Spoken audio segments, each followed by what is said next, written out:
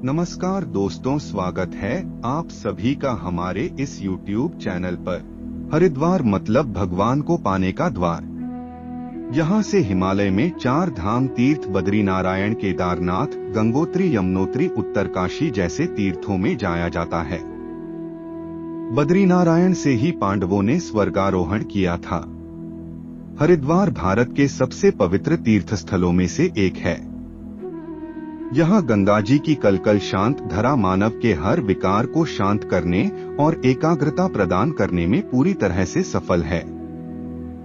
हरिद्वार को मायापुरी भी कहा जाता है।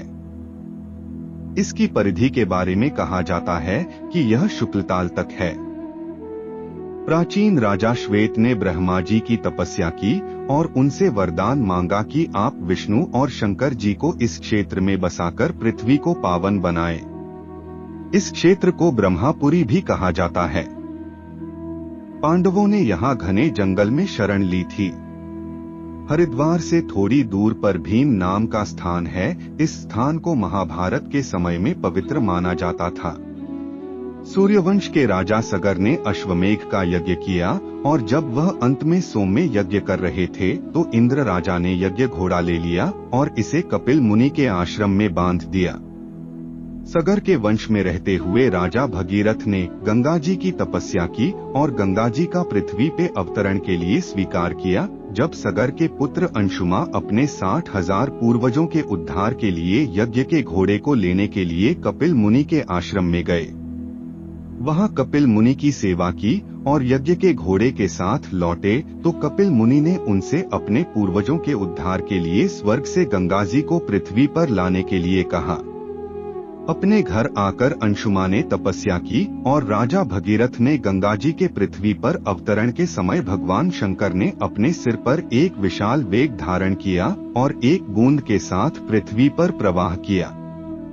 राजा भगीरथ ने अपने पूर्वजों को सागर संगम कपिल आश्रम में लाया, गंगा जी में अस्थि का ढेर डाला और पूर्वजों का उद्धार किया।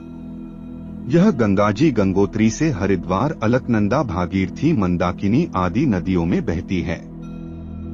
यह नदियों के रूप में हिमालय की घाटियों में बहती है। सप्तऋषि ने हरिद्वार के पास ऋषिकेश में तपस्या की। वहां गंगा जी 7 धाराओं में और गंगा के रूप में बहती हैं और हरिद्वार आती है। यहाँ हरिद्वार में मनासा देवी पर्वत पर चंडी देवी, लक्ष्मण झूला, ऋषिकेश दक्ष प्रजापति का स्थान है। कुंभ मेला यहाँ हर 12 साल में हजारों वर्षों से आयोजित किया जाता है।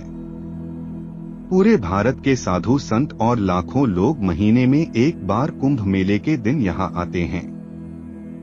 गंगा जी में स्नान करते हैं और पापों से मुक्ति पाते हैं। यहाँ रामघाट को पवित्र माना जाता है।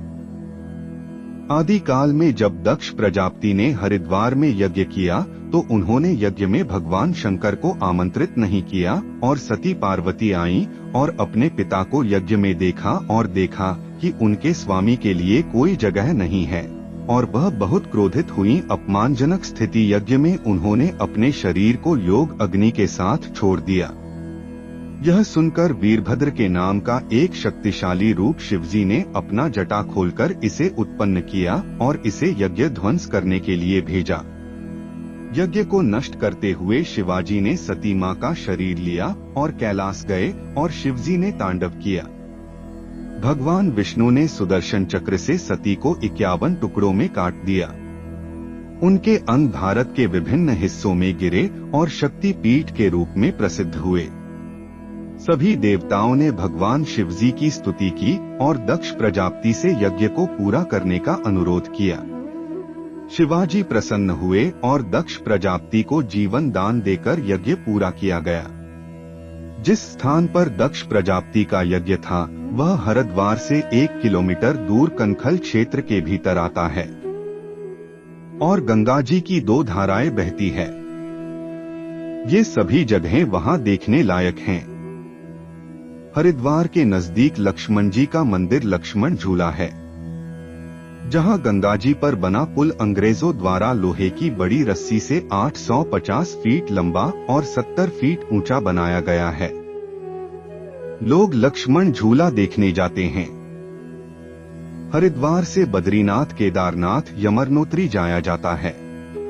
तो मित्रों, आज के लिए बस इतना ही। फिर मुलाकात होगी एक नए और ताजा एपिसोड में। तब तक के लिए नमस्कार।